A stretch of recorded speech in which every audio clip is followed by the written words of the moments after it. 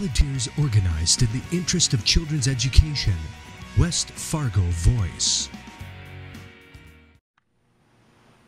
Hi, my name is David Flowers, and I'm superintendent of West Fargo Public Schools, and I wanted to share some responses to a few questions that I'm hearing as I engage with faculties and focus groups in the community.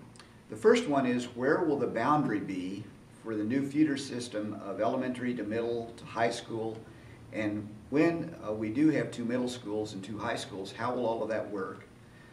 A second question, what will be the balance between these feeder systems in terms of total students, demographics like socioeconomic status and English language learner students, and what new programs might exist at Cheyenne High School that might help balance the enrollment between the 2 schools?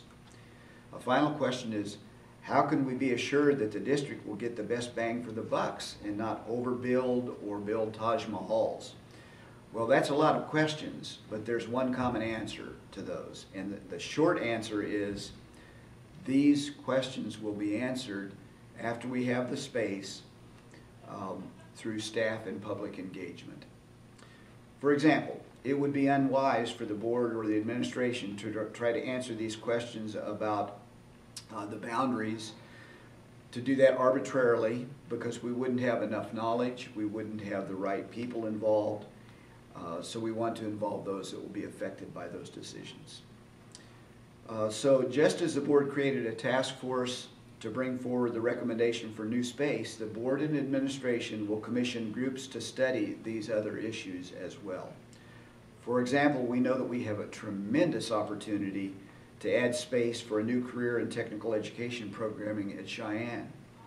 We will engage with the business community, students, teachers, and parents to identify the types of programs in demand.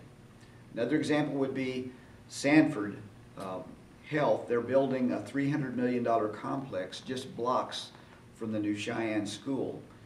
Aren't there opportunities perhaps to partner and meet the needs of both our students as well as this major employer? We want to engage with that business and businesses such as Microsoft to make sure that we program the right kinds of things in that space. We would also like to commission a panel of developers, bankers, contractors, a small group of locally respected persons to help monitor development of the schematic design and construction design documents for these buildings as they evolve. This group could ask tough questions, advise, give us feedback about what they are hearing in the community, and ensure that the district is maintaining fidelity to what was promised the voters leading to the election. So that is what we can promise at this point, that we will engage the community in determining how to balance enrollment and demographics between the 2 schools, and will continue to make this whole process as open and transparent and engaging as possible. Thank you for your attendance today.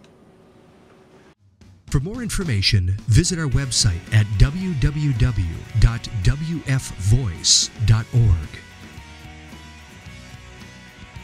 It's time to vote yes for schools. You may vote at any of the 6 locations: at Harwood Community Center, Westside Elementary School, Veterans Memorial Arena, Horace Senior Center, Cheyenne 9th Grade Center, and Aurora Elementary.